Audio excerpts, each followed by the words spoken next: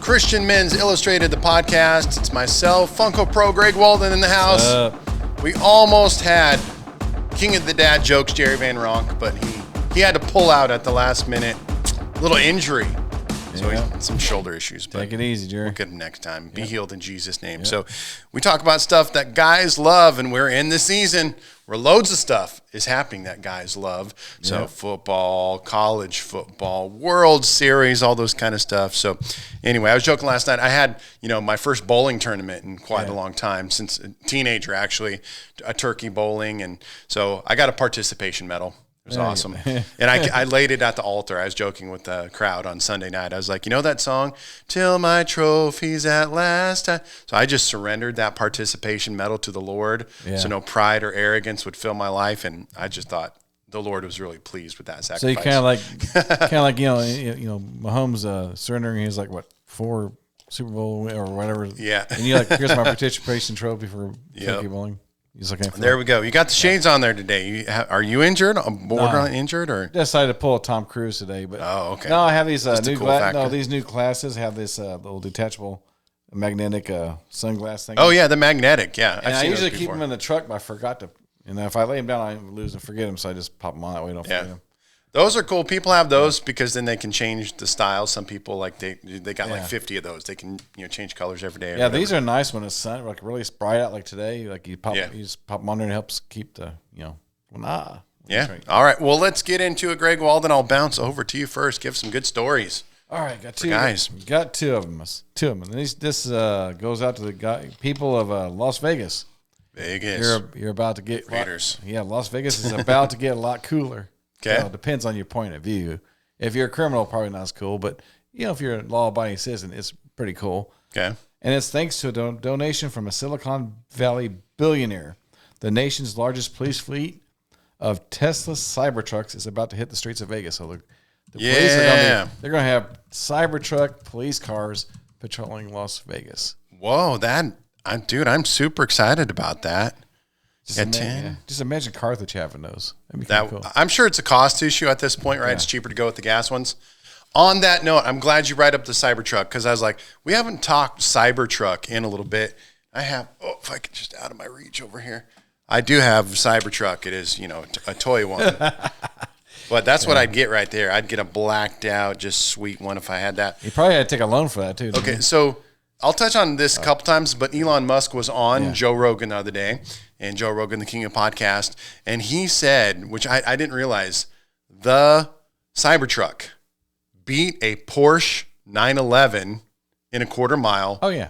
Pulling a Porsche 911 in a quarter mile. That's pretty wild. It's like, he was talking like, this is like a elephant beating a cheetah or something. Yeah. You know what I'm saying? Like, this is, again, whether you think it's ugly or not, because I know that's a lot of the thing people say. It's like, well, it's ugly. I'm just trying to get you to understand what a beast this thing is.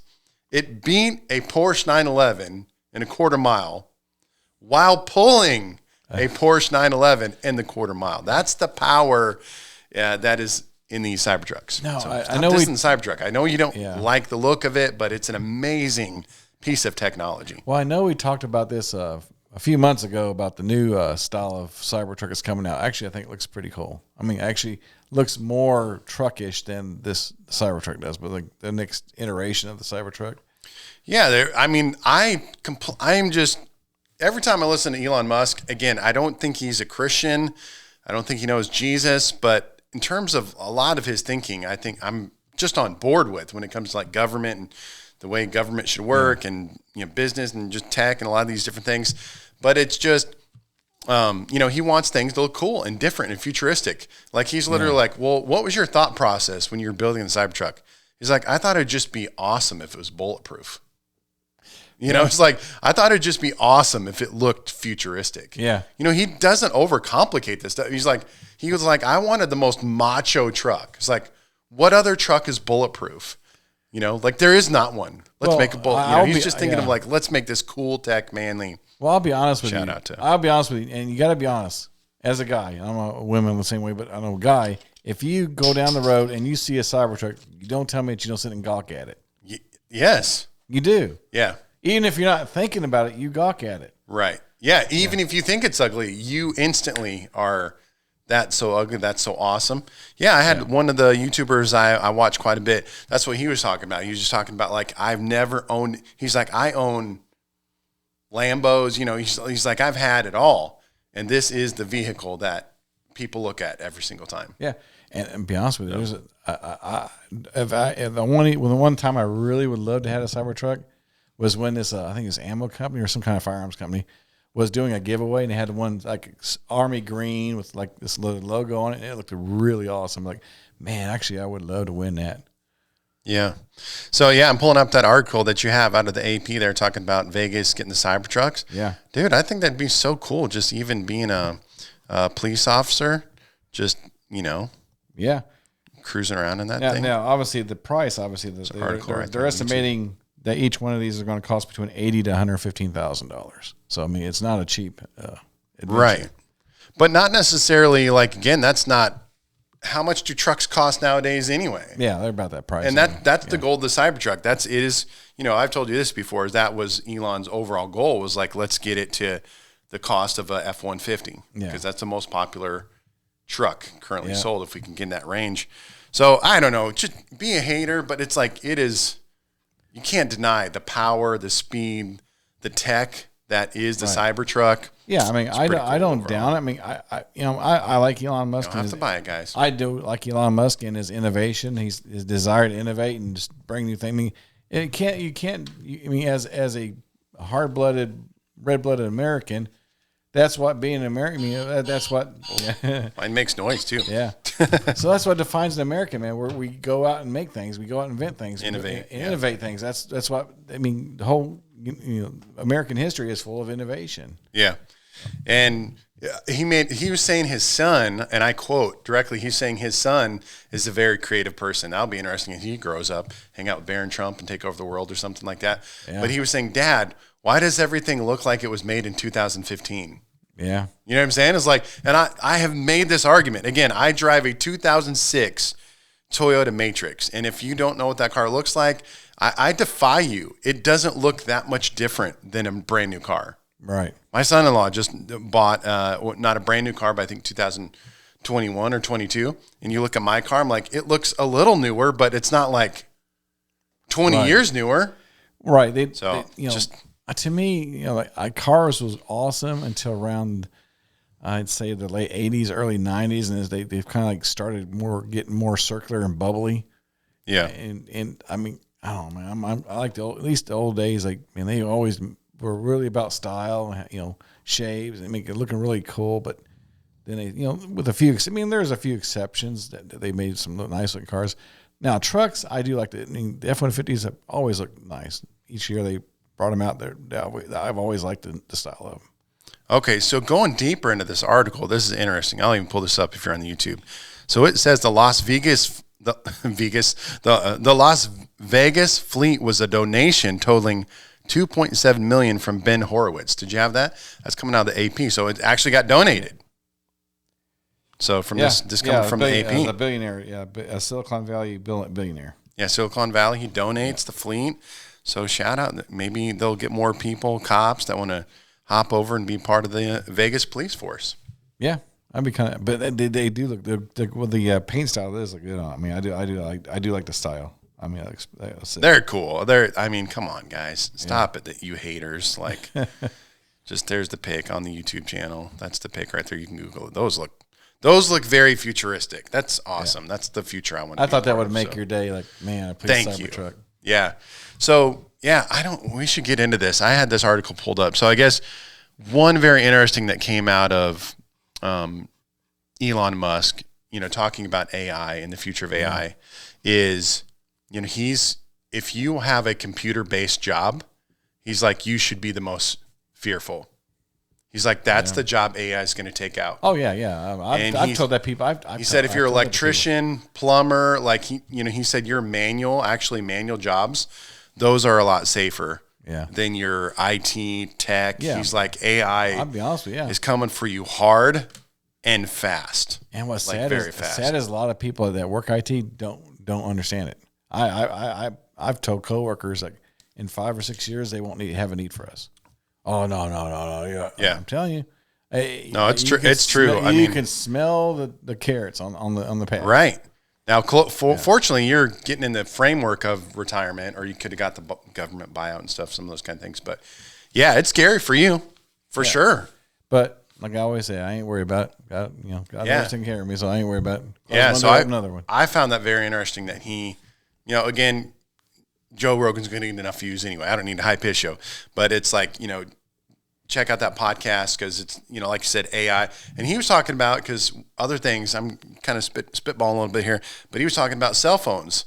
Is he going to make a cell phone? He's like, he said, I don't even think there's going to be a cell phone pretty soon. Now, he said, the way he was describing it, being like new iPhone, he's just like, you're going to have a screen that AI just projects videos and they'll still be all like a screen or something. But he's like, the iPhone as we know it, I don't think will exist. Yeah, too far from now. It's going. I watched a smartphone. I watched a YouTube video. The guy was interviewing a 39-year-old guy at Works Tech, developing an AI fighter jet. Yes, I saw that with Sean Ryan the other day. Yeah. What was that guy? Sean Ryan was interviewing a guy that's 39. Yeah. And just the whole, and that too, he's talking about, basically warfare 10 years from now is not going to be humans. Yeah. Very few humans. It's going to be drone operated AI. Yeah, it's going to be wild. Planes going with each other. So very interesting stuff because Elon's on, he's on top of this stuff with SpaceX and AI and all these kind of things. So I just found that interesting. And I did actually have that. I had it here a second ago. Just AI will take what jobs first? Jobs most at risk from AI. And I can actually pull this up if you guys are on the YouTube. Starting to pull this up more. You guys see more and more of this stuff. So yeah, what's it say here? It says data entry and administrative roles, customer service and telemarketing, manufacturing and assembly line, retail checkouts, entry-level finance and accounting, paralegal and legal assistant roles, and anything computer is very much you're in danger. So he's like, you're just going to have to learn new skills or whatever. I drive a bus part-time and I keep telling people I think I'm solidified on this. Is like, okay, here's what's going to happen there is going to be autonomous self-driving school buses. Yeah. Oh yeah. Like maybe within the next decade. Yeah. It's not going to be super fast because here's what's going to happen. It's like, number one, it's a safety tech thing first. Then after that, it's a financial thing. So once they can get it safe, and the tech is there and get it approved, boom, now the ball's rolling. Yeah. Then what's going to happen is going to be a money issue. So like these school districts, they don't get a lot of money or however yours works in whatever state it might be. So it's going to be like our local school district has 50 to 60 buses. Are they going to get 50 to 60 buses at $200,000 a pop immediately? No, but maybe they'll get 3. Yeah. Maybe they'll get 4 or 5. So then what's going to happen? They need 5 less drivers. Yeah. Who's going to get fired first? Well, the guys that are not good drivers, don't show up to work on time, lazy, et cetera, right? We're going to get rid of our 5 worst drivers. Well, then what's going to happen 2, 3, 4, 5 years? Now we got 20 of this 50 to 60. Yeah. Now we're at 30 autonomous buses with 30 drivers. Now who do we get rid of? Right. The next 30 worst drivers. And then now all of a sudden, we still need a human. So in 10 years, we went from 100 transportation staff. Now we're down to 25 because we only need one live body. We don't need a bus aid. We don't need a driver. Well, maybe they turn the drivers into bus aids. You become a bus aid. They're a bus aid, and then if you need to, if an emergency happens and you need to actually drive a vehicle, you have your CDL, you hop in there. Yeah. This is like, I'm telling people, and I'm not trying to freak people out, but the one thing, whether you believe in the apocalyptic type side of AI, like the train is coming down the track. Yeah. And you can't stop it. Nope. It's already moving, and you can maybe at best slow it down, but this train is rolling, baby. Yeah, it's coming. Yeah, it's pretty much here, and it's pretty much going to stay. I mean, you're going to see more of it, more of it than less of it. Yeah, and on my other tangent of AI, here's my other tangent. It's like, and I use this one old lady in our church as an example. She's on Facebook all the time, but she doesn't believe she's on the internet. You know what I'm saying? Yeah. So it's like, I don't know anything about that internet. I don't even use it. Like, wait, but you're on Facebook, which is like 8 hours a day. That's the internet. Yep. So what I'm telling people, you are not, although you might not be directly using AI right now, you are using it every day. Yeah. Because Facebook, Instagram, Google, whatever social media platform you use on the cell phone, they're all powered and are being functioned and getting better by using AI. They're all, so you are indirectly using AI every day. Right. And you tell her, like, the internet is not an application. Right. If you have an electronic device that has a processor that is connected to something outside of your house, you're on the internet. Correct. So I'm just saying, like, it's like, I'm not the biggest of techie person, but a partial tech person and follow this stuff. Like, again, I don't know the speed at which all this is going to happen. Now, again, a lot of these people predicting it's just going to happen so fast. It's happening fast. I mean, back in the day, it's just coming. Back in the early computing days, I mean, back in when we, internet was, the first, we had computers like the Pentium, stuff like that. The average law was about every 18 months that the processing power would double. Okay. And I think it's going to get increasingly more frequent because, I mean, everything's just moving so fast. I mean, it's getting so fast that usually when you buy a computer now, it's pretty much already obsolete. They've already got the next best thing already out. I mean, you cannot. It's like trying to keep up with the Joneses. You can't do it. Yeah, I think again, and from a Christian spiritual perspective, although we're not technically in our spiritual talk, it's like, so what do we do as Christians? It's like we stay faithful to the Lord. Yeah. And I love one podcast where it was like, keep your hand on the plow, doing the work of God, what God's called us to do, the work of the kingdom. But we have to be aware, right? We can't turn a blind eye to this stuff because we don't want to get duped. We don't want to go into false teaching. We don't want to be, I'm as much as I get into this stuff, it's like, wait, I got to have an element of discernment from the Spirit. Yeah. So as not to get duped by AI or to let technology become my God or whatever it might be, So yeah, sure. Absolutely. Crazy. So AI, it's come down the track. Yeah. I kind of put that with John thinking about you, but you're going to make it, Greg Walden. You're going to make it, buddy. I never worry about it, man. God, God's always taking care of me. All right. Did you have another story there? Yep. And this is a top 10 list. I think everybody like top 10 lists. I do like top 10 lists. So this one's called off of a list verse, and that's a good site for like getting all types of top 10s. I got top 10s for everything. So this one is the 10 things you never realized about thunderstorms. Okay. I know it's not thunderstorm season, but it's kind of interesting. But when you come next spring, 10 lightning airlines. Of course, they say back in the 80s, NASA decided to fly an airplane through nearly 1,500 thunderstorms to pick up data on weather phenomenon. And basically, it was saying it got struck by lightning. The plane they sent got struck more than 700 times during its flights, but it never crashed. So, I mean, obviously, you're flying a plane, it gets hit by lightning. Everybody's always scared about, lightning just hit the plane. Shh. Mm-hmm. Nothing to worry about. It's freaky, but But well, to hop in I'll let you keep. I was just gonna say I had a story one time where I was flying, and it looked like an engine blew up. Yeah. Or how it like there's this giant flash with no noise, and everyone was freaking out. I think my wife was sleeping or something like that. But I thought it was just me. But then what it ended up being, it was a static release.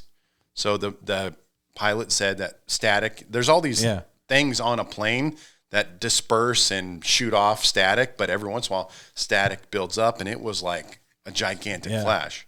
Yeah. Thought we were going to die. That was number 10. Number 9. Not lightning, but. Yep, number 9, don't take that shower. So everybody thinks it's an old wives' tale. It's a bad idea to take a shower during a thunderstorm. And it is? Yeah, it's a bad idea to stay out of the shower during a thunderstorm. Even though the chances of you being struck by lightning while you're in the shower are very, very small, they are not zero.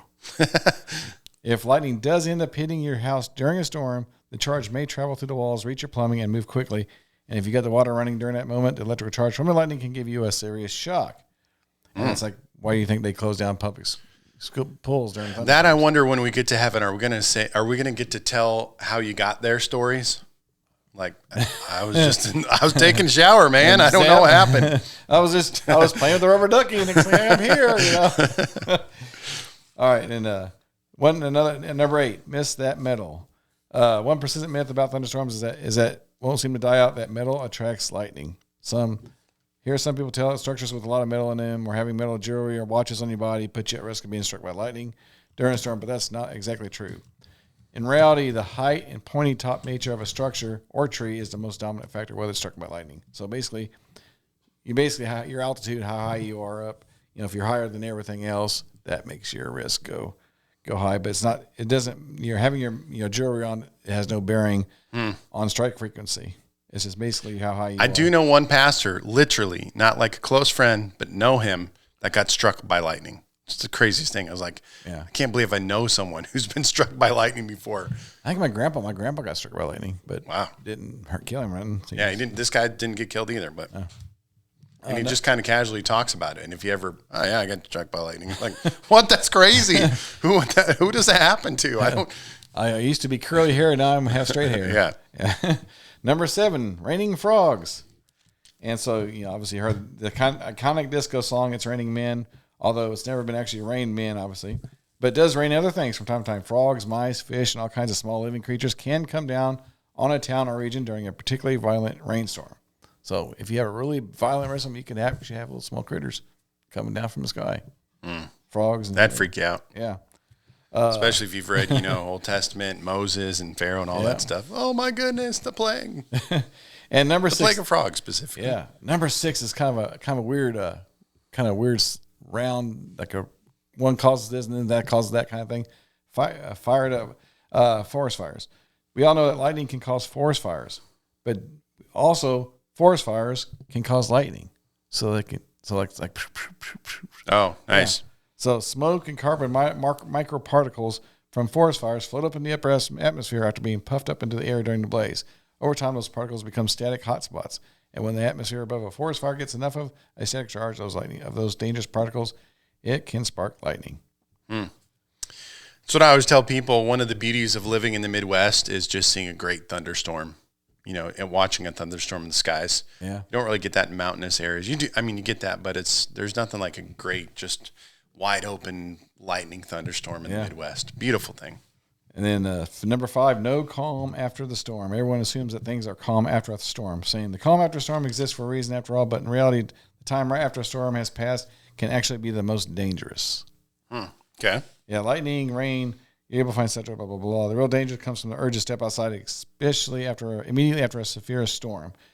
And then, the lightning can still come and get you even right after, like a storm over, you go walk outside, it could still. And then, well, it's like the one dude in Colorado. I thought that was a great story. He told us, I used it preaching a couple months back. He's like, if you're ever out mountain biking in Colorado and there's a giant thunderstorm, he said, go find a rock and stand on it. Yeah, Remember that? I heard about that, but I never heard of that. I did. I never heard that either. But I was like, hey, we're supposed to stand on the rock. That is Christ. I'll let you try. How about if we're in Colorado, I'll let you try that. Stand on a rock. I'll let you try and see if it works. Like, isn't the whole thing a rock? Aren't we on a rock? Like, aren't we riding through rocks? Yeah. Wait. But we trust his knowledge. All right. So striking twice. Obviously, lightning never strikes the same team twice, but it is wrong. Lightning absolutely does strike the same place twice. Empire State Building in New York was struck by lightning an average of 23 times every year. But it does happen twice. Number 3, hot heat. One single lightning bolt is very, very, very hot. It's significantly hotter than the surface of the sun. Some single lightning bolts have been measured at temperatures as high as 50,000 degrees Fahrenheit. Wow. That is toasty. Oh, that'll definitely toast up here. And then last time, taking shelter, number 2, taking shelter from a storm is obviously the right thing to do. And when you do so, you should get off the metal bleachers and away from any metal fence posts, as those things do conduct electricity. But what about the wooden structure at your favorite park? So does lightning go from the ground up or sky down? It goes from ground up. Yeah, ground up, right? Yeah, okay. So if you're at the park, say some people say go taking shelter under wooden structures during a thunderstorm would be the thing to do. That's what some people tell you, like stay away from wooden structures, metal structures, blah, blah, blah, blah. And like the picnic shelter, the golf course, pergola, the ram lead-to, well, it's not ideal during a thunderstorm. In fact, it can be a death trap in the wrong circumstances. Depending on how high the wooden structure is and whether it's out in the open or isolated, it can actually attract lightning and turn into a very precarious spot. So, yeah. It's actually better to get in your car and wait it out than to go under a wooden park structure. Okay. And number 1, driving and drowning. That's obviously don't drive on water. You don't turn around, don't drown. Okay. That was the top 10. Gotcha. Cool. All right. I don't know, I'm going to bring it up this way, spiritual talk today. So Titus 3:9 says, to avoid foolish controversies, and 2 Timothy 2:23 advises staying away from disputes that lead to strife. And so there is this element of Scripture. Titus 3:9 says, but avoid foolish controversies and genealogies and dissensions and quarrels about the law, for they are unprofitable and worthless. So it's kind of directly talking about the law.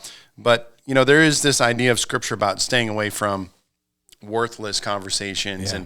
And I think that's a danger that we have now with technologies. There's so many stories, controversies that we can just waste a lot of time with. And so the one that I found interesting this week that was kind of going viral was the whole J.D. Vance and Erika Kirk hugging each other. Did you see this one? I didn't see that. No. Okay, so they just gave each other a hug, and it wasn't Joe Biden-ish. I definitely wouldn't put it on Joe Biden level. He wasn't sniffing her hair or anything. Yeah, it wasn't creepy like that. He wasn't trying to raise the hands up to the upward section of a woman's chest area, the kind of thing. Hers was like a little, I don't know, whatever. But, it just becomes all the rage. And, more specifically on the left than on the right. They're like, oh, my goodness, they're going to get married. He's going to divorce his wife and marry Erika Kirk and all this kind of stuff. Yeah, politics. Yeah. Throw that into the politic bin there. Right. It definitely politic bin. Yeah. But, I just kind of was thinking about it from the perspective of, you can Charlie Kirk right now. There's so much controversy around that, those kind of things. And as one who listens to news and podcasts and things like that, it just, you can waste a lot of time diving down these rabbit holes. And is that productive as a Christian, as a follower of Christ? And I'm challenged with that as someone who enjoys to dive into whether it be politics or pop culture or trying to stay aware of technology and what's happening. There is this element where I kind of pull back and kind of say to myself, it's like, hey, don't waste time on stuff though. Right. And see, think about it, like, especially like with me, my thing is, you could find, this is me. I get, sometimes you see that and you get frustrated. It's like, oh, you get angry looking at it. It's like turn it off. Mm-hmm. So it's like there's more important things out there than worrying about, J.D. Vance giving Erika her, who cares?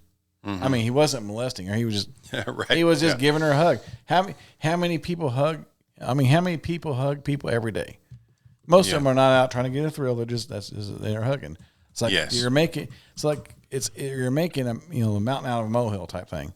It's like, I mean, and so it's like, and you can now you see that you see hundreds of the other stories that they make big deals out of it, are just stupid, and then you can find yourself getting frustrated. It's like you find yourself just like getting frustrated. It's like you just get frustrated. It's like just turn the TV off, man. Turn it off. It's like, keep your focus on things that are real. Keep things on things that are important. Yep. And it's, as I look at Scripture, again, I try to view things through the light of Scripture, which is most important. Proverbs 4:25 and 27, it says, keep your eyes straight ahead, ignore all sideshow distractions. And the Bible does speak to that, like thing that just get us distracted and keep the main thing, as believers and followers of Christ. There's just, I think that is my fear of AI, technology, the news cycles, social media. It's all this great attempt to distract us and keep us distracted. And for the believer, it's keeping us distracted from God and pursuing God and knowing God and hearing his voice and becoming more in tune with him. That's the ultimate. The enemy will use whatever tool to distract us and keep us off, our focus, which is our relationship with God, but then also doing the work of God here on this planet. Yeah, I mean, what does the devil really have to do to keep basically all he has to do is distract you. If he keeps you distracted, that's all he really has to do. Keep you distracted, and he takes you out of the game. You're distracted, you're out of the game.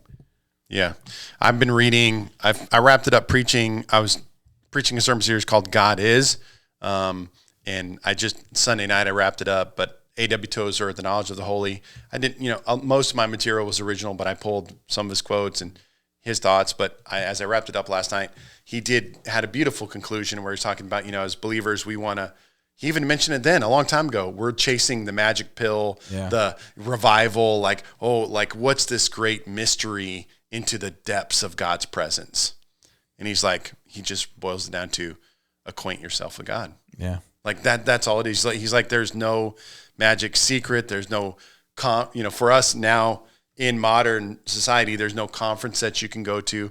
There's no preacher that has the secret, right?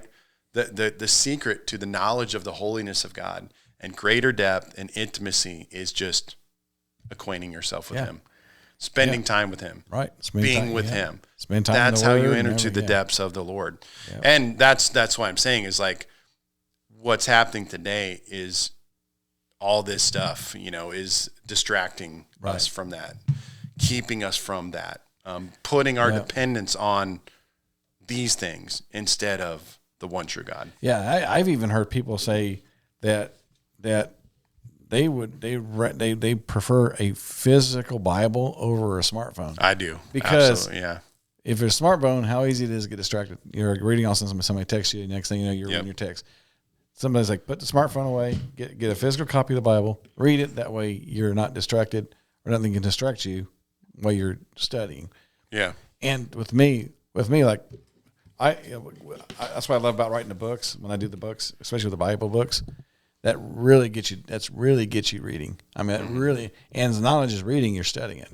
Yeah. So with me, I find it more effective, not just try to read a whole chapter at a time. Pick a certain segment of verses and just focus, digest it, and just try to pull everything out of it that you can get and ask God. I mean, the first thing go before you read your Bible, say, God, please give me the wisdom that you want me to get out of what I'm going to read. Yeah. And then you go read it, study it, think, and just spend the whole day just thinking about it. Yeah. And then as the day goes, I'm telling you this is my experience, and I believe this will be experience for anybody, that as you digest and sit and stew on that for all day long, those things just pop up like, ooh wow. I mean, you depth that skill, and the next thing you know, you could just read stuff and get it off the fly. Boom. It's like I had to teach Sunday school yesterday. I was in Pastor Rachel's class. We're talking about Sodom, and we're talking about the David and Goliath. And as she's reading, I'm like, I can pull this. I'm raising my hand. I pull this out of there. I pull this out of there. Yeah. It's like, what? I'm like, yeah, David and Goliath. It's like, think about it. One of the things I pull while she's reading. I'm like, Goliath was threatening David. I'm gonna kill you and feed you to the birds. And David's like, and David's like, he's not scared. And think about it. And then one of the lessons, like David knew, obviously knew he was going to be king. So obviously the power and life of death wasn't with Goliath. Goliath can threaten to kill him all day long, but the power of life and death is not with Goliath. With Goliath, God holds the key to your life. And God knows, and God's appointed the day that you're going to die. I mean, we all are going to die. God knows this is appointment. But the power of life and death is with God, not with man. So David didn't have nothing to fear from Goliath. Yeah. Yep. So my advice, in a world where it's like whatever rabbit hole you want to dive down, whether it's the political rabbit hole, you can just get in this social media, scroll, video, watching Fox News 20 hours a day, whatever kind of thing. The Bible tells us, it says, avoid foolish controversies and genealogies. Just don't waste your whole day on that kind of stuff, because everything is now designed to get you into that mode of thinking and down that rabbit hole or whatever, Don't get distracted. Everything is stealing, trying to steal our attention just for a moment, for a second, whatever it might be, and we have to, as believers, we have to fight this. That's what I'm saying is like, as much as like, I think as believers, we need to be aware of our culture and, technology, how can we use them? Maybe there's good in them.